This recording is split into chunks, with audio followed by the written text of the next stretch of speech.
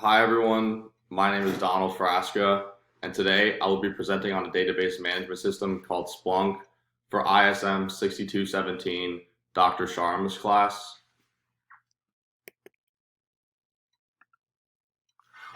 So here on the first slide, we see the logo picture. Their logo picture is very simple and effective. It just has the name of their company and a greater than sign. I think the use of colors and kind of using the same shade by changing it up will make people remember it if they were to see the logo, because odds are that if someone's seeing this logo for the first time and they're not in the data analytics world or computer science world, they probably won't know much about Splunk. So it's a good way to make people remember and search more into your company. Splunk was launched in October 2003. It was launched by three gentlemen, Eric Swan, Michael Baum, and Robert Doss. So for a little background, Splunk was launched by Eric, Michael, and Robert Doss in October 2003.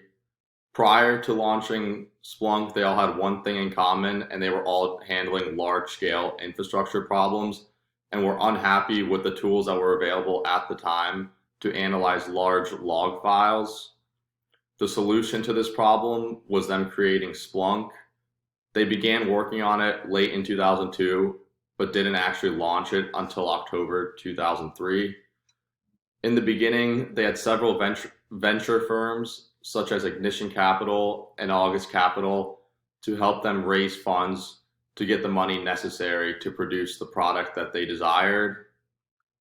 The main goal of their company was to remove the barriers between data and action, and that was the problems they were facing with their infrastructure problems. Splunk is a software that can be used to monitor, search, analyze, visualize any machine-generated data in real time.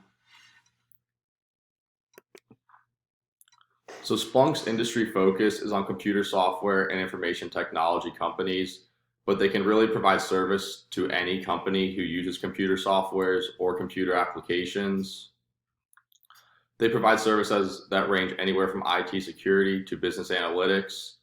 Some other industries that they provide services to are the aerospace industry, the defense industry, communications industry, and energy and utilities industry. Splunk is designed to be very organization friendly and is designed to have end-to-end visibility and be very transparent for all members of an organization. For the size of companies that they target, on their website it states that 92 out of the Fortune 100 companies are clients of Splunk.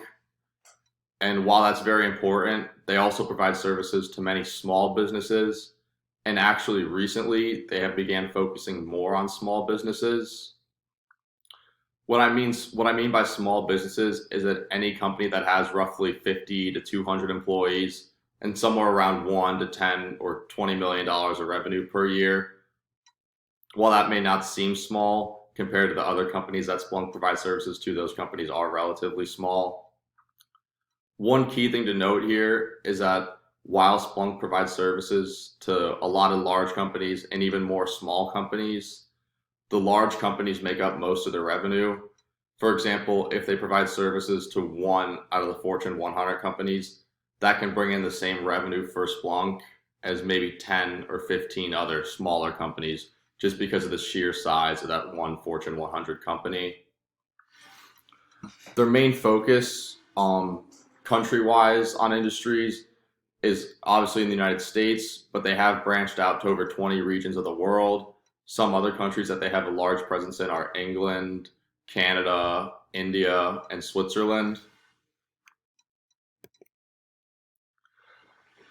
So Splunk is different from traditional databases because it does not store its data in columns or rows. It stores them in indexes, and that makes it a distributed database because it collects, processes, and then indexes the data. It could take data anywhere from other databases, web servers, networks, or anything of that nature, and then their service will analyze that data and produce dashboards, graphs, reports, and other visualizations. The data model that Splunk uses is a search engine model, so that makes it non-relational. Non-relational means that the database does not use a set of schemas of rows and columns to store the data. Once the data is entered into the system, it is stored in indexes. The indexes are organized into buckets, and there's 4 different types of buckets: hot, warm, cold, and frozen. Depending on how long the buckets have been in the indexes and how long the indexes have been in each bucket depends on when they get rolled over to the next bucket.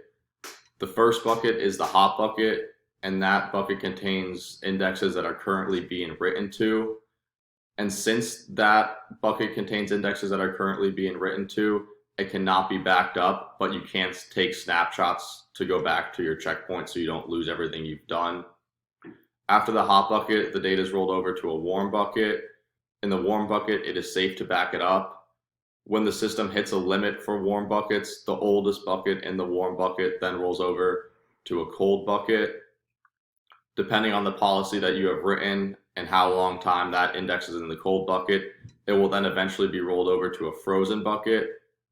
And once it's at the frozen bucket, you could either delete the frozen archive or you have to archive it in a data archive, but it can't just stay in that frozen bucket forever. The policy that you write does make a big difference because that will determine how long time the data stays in each bucket and when it rolls over to the hot, eventually the warm, cold, and finally the frozen bucket.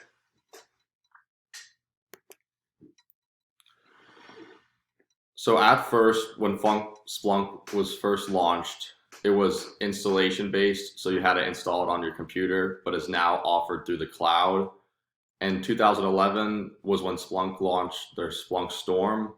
Splunk Storm was just a cloud-based application of everything they offered through the original Splunk software that had to be downloaded. The good thing about Splunk Storm is that Splunk updates and manages Splunk Cloud Platform, which provides the most current updates, features, and functions for all users. Later in 2016, Splunk tapped even further into the cloud market, and they partnered with Google. They partnered with Google to expand in areas like IT operations, IT security, and IT compliance. Splunk has proven to maintain their reputation through the years by adapting and evolving with new technology. A big part of their business is now based on the cloud. So if they weren't able to adapt to new technology and keep changing with the times, I think their business model would have suffered greatly. So it's a good thing that they have been able to keep up with new emerging technologies. So for pricing, which is at the end of the day what matters for all companies, it varies depending on your company, but from their website, they do offer a free version, but it is limited to 500 megabytes per day, and that never expires. Most of the other pricing information on their website is not listed because it depends greatly on your specific needs for specific companies. And it's hard for them just to give a general price because one company might need IT operations help, and another company might need IT security. So it's hard for them just to list a price right off the bat. There is some information, and they have one package on their website that goes for $40 a month, and that's billed annually. With that package, you will be able to investigate, troubleshoot, and prevent any service disruptions. There's another package that goes for $65 a month, which is also billed annually. And that package is mainly to perform high-speed applications, and it is said to better companies' customer service experiences. Overall, though, Splunk is relatively cheap compared to other alternatives. You can get a 15 gigabyte license for $1,150 per month. That may sound expensive, but if your company has 1,000 employees, that only comes out to about $17 per employee per year. So data storage, the data in Splunk is stored in a flat file format. All the data is stored in indexes, and then it's either in a hot, warm, cold, or frozen bucket, depending on the size and how long the data has been in that bucket. The data storage supports both clustered and non-clustered indexes. And when the data is entered into Splunk, it is very efficient because it is compressed into roughly half of its original size. So Splunk is a NoSQL database management system with a key value store mode. This allows users to retrieve collections of key value pairs and perform create, read, update, and delete on individual records. Splunk is said to be relatively easy to use, but like anything, it takes time at first. Some of the reasons that it's easy to use is because they offer a large area of community support. There's a lot of available training, and there's also a centralized dashboard. Just when I was doing my research on Splunk, I saw many websites that had Splunk Discords and Splunk blogs where people would ask questions and someone would answer. And the great thing about that is that you could have a question and someone from anywhere in the world can answer that question.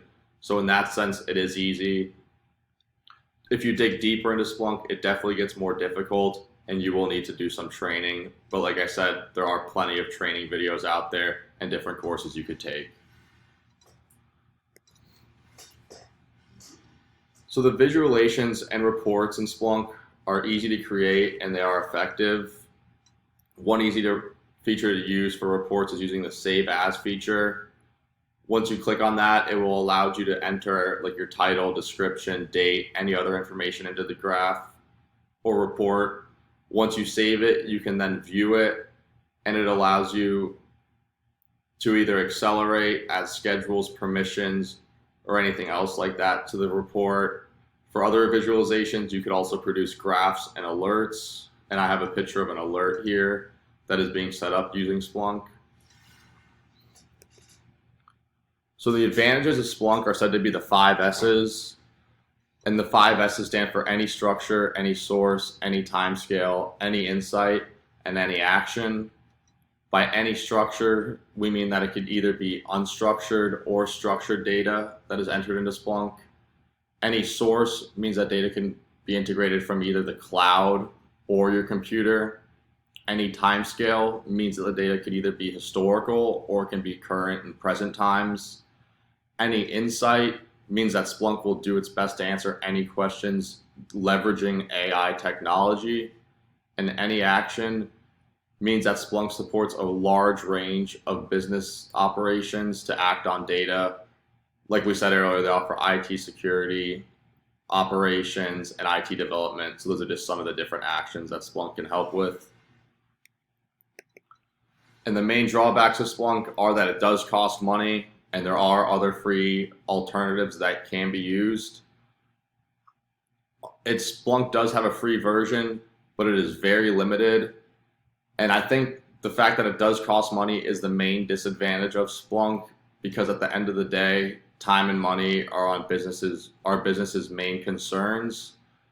With that being said, though, it is also beneficial to use Splunk because it provides services and can act on data in ways that are better than other free alternatives offer. Thank you for listening to my presentation. Here is my reference slide. If you have any questions, please let me know and I will get back to you. Thank you.